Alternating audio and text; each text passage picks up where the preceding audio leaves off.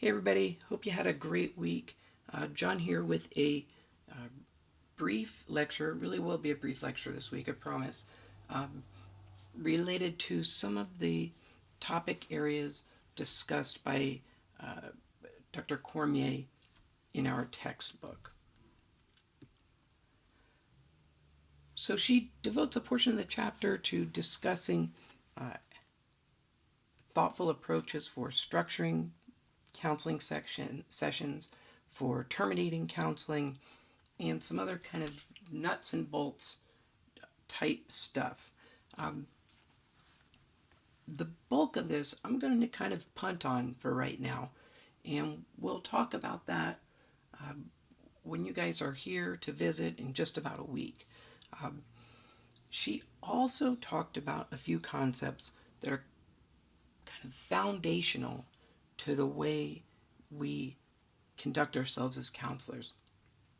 And that's what I'm going to spend just a little bit of time providing some additional context for. Uh, she talked some about cultural variables. She talked about the importance of confidentiality and of informed consent. Now, all three of these areas are areas that we're going to get into with greater depth later in your curriculum, but I think they are actually important things to be thinking about as we come up on our first clinical experiences. Even if our first clinical experiences are going to be, um, mock counseling sessions with each other.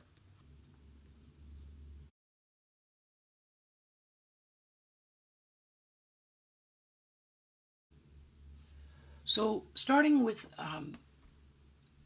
cultural factors, um, definitely currently we've seen a lot of uncomfortable things going on at the community level, the broad community level of our society as a country, in terms of the way that uh, we all relate to each other culturally.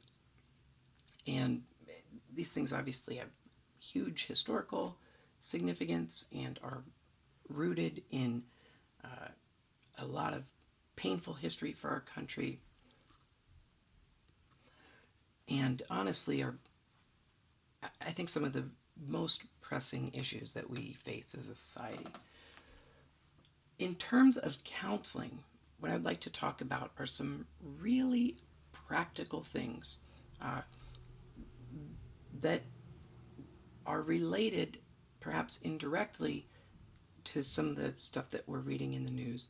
But I want us to think about what cultural variables mean to us as counselors.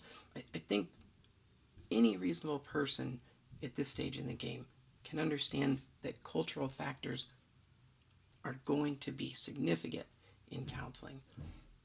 How are they going to be significant? How do we frame our work in ways that we can practice responsibly? So the big kind of hurdle, or the big kind of obstacle, is that you will see, and I'm thinking especially in a rehab frame here,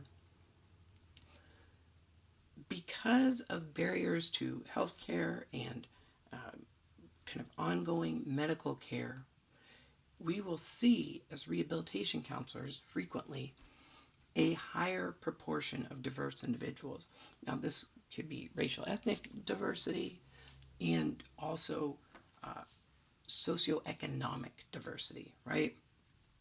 Because diverse communities are disproportionately affected by unemployment, access to education, poverty, and disability. And obviously, these are factors that are big pieces of rehab counseling, right?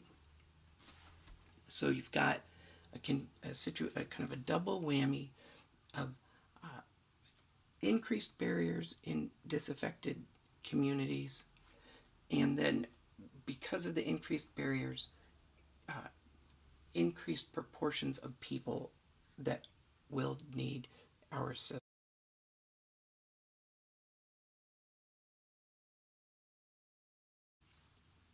So on the other side of this is the troubling fact that this applies to counseling generally, but I'm going to pick on rehabilitation counseling for a moment here, that the disability-focused literature is really short on information about ethnic minority group members.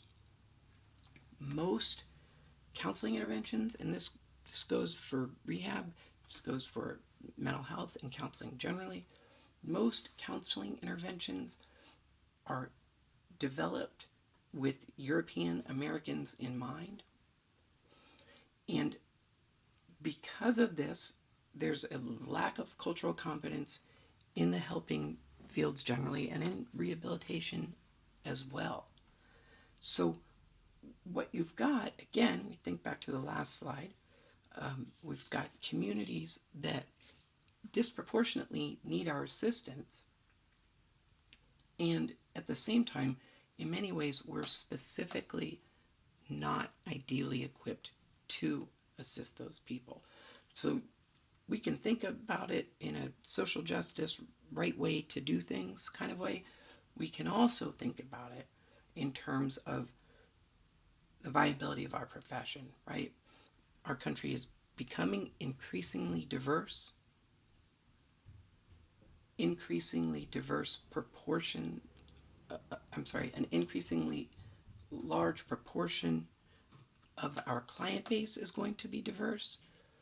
If we want to thrive, we need to be able to serve these folks effectively.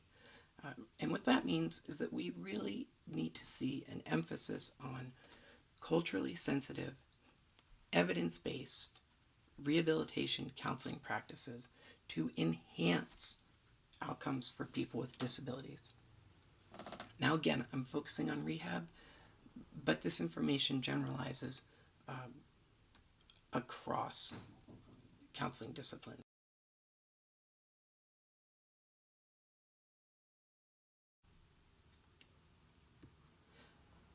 So sticking with the rehab theme, our code of ethics is aware that the field faces significant shortcomings in terms of cultural competency.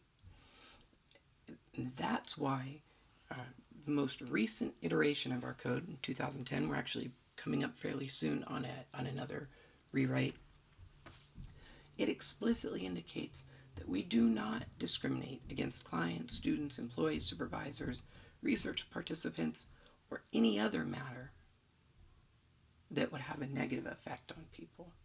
This should be, I think, a fairly clean, fairly easily accepted statement. We need to actively educate folks who are training to become counselors and continue to actively educate folks who are counselors to develop and maintain beliefs, attitudes, knowledge, and skills that are necessary for competent practice with people across cultures. We need to infuse material related to cultural diversity into all of our courses and all of our workshops, and hopefully that's coming through so far.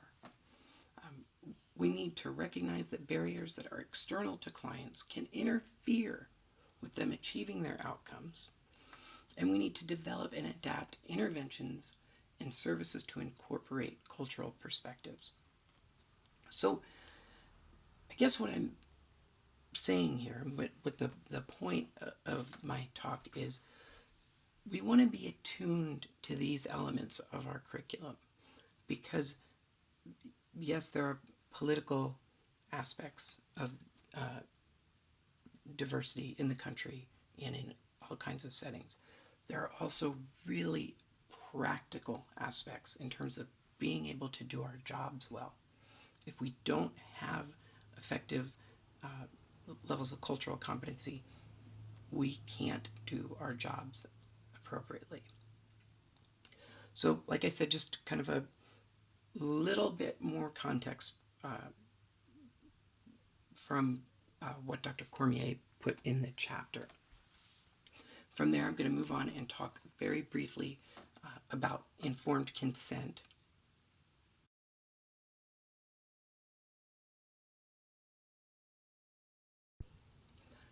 So, what exactly is informed consent? Well, informed consent is the client's right to understand and agree to the services that are being provided, right? It breaks down into two pieces: information from the researcher or counselor, in our case, most of the time, and then consent from the client, indication from the client that they do wish to participate in services. So, on one level, informed consent is very simple. It's just those two things: making sure the client understands what services are and that they want to participate in services. In practice, it can be a lot more complicated because of the dyadic nature of the counseling relationship, because you have two people there. You have the perceptions of two people. We've talked a little bit about how that contributes to a complicated dynamic in some of our previous modules. Because there are two people, it can be difficult to predict and control what's going to happen, and ensuring that the client does know what the heck's going on requires effective communication on the part of the counselor and forethought and planning, so that the counselor, as the counselor is establishing informed consent, the counselor has a sense of what types of issues he or she needs to focus on. So, very kind of brief definitional understanding of what informed consent is.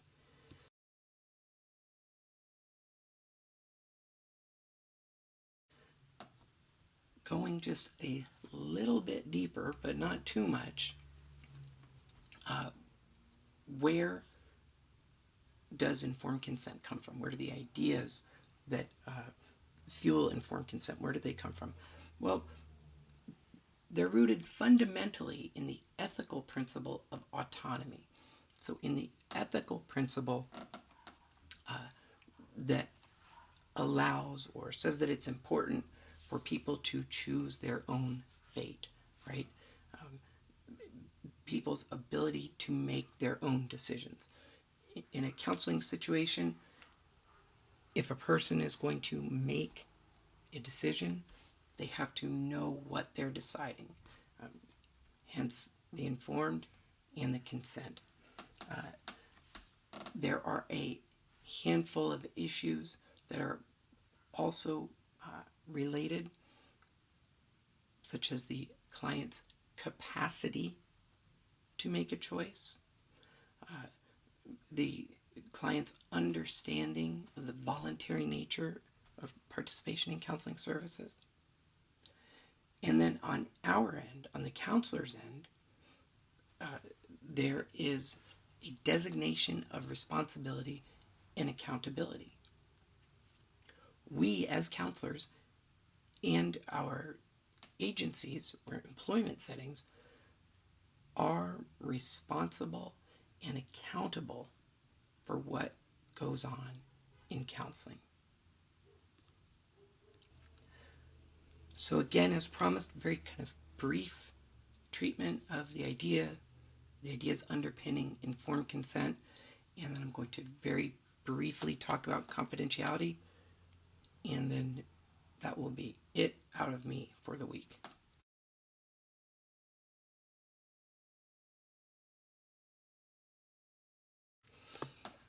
So confidentiality, term that we hear a lot, certainly. What is confidentiality in our field? Very basically, it's a promise or contract to respect the privacy of clients by not disclosing anything revealed to rehabilitation counselors or mental health counselors, except under agreed upon conditions.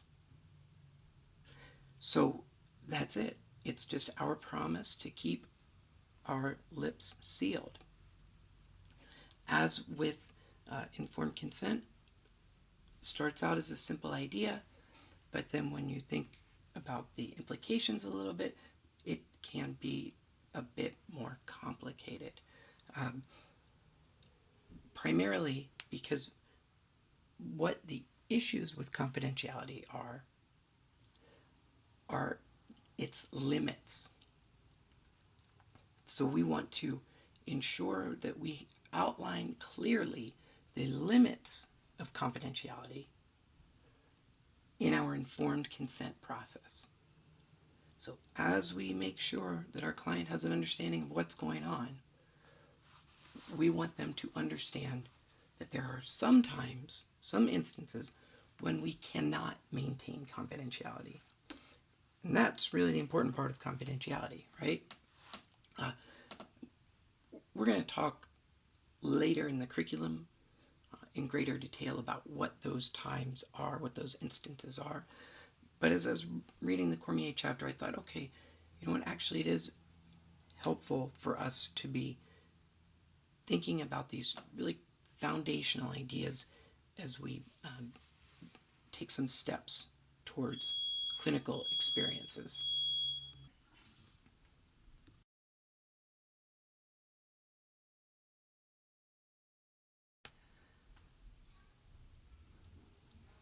So, related to confidentiality is privacy, right?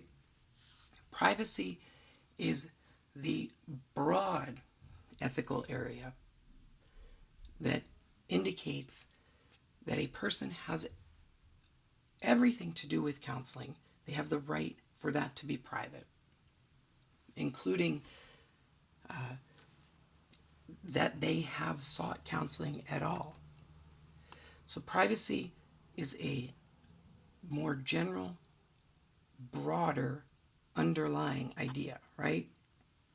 And then confidentiality itself gets a little more specific, and it's aimed specifically at putting parameters around information that is shared during counseling sessions.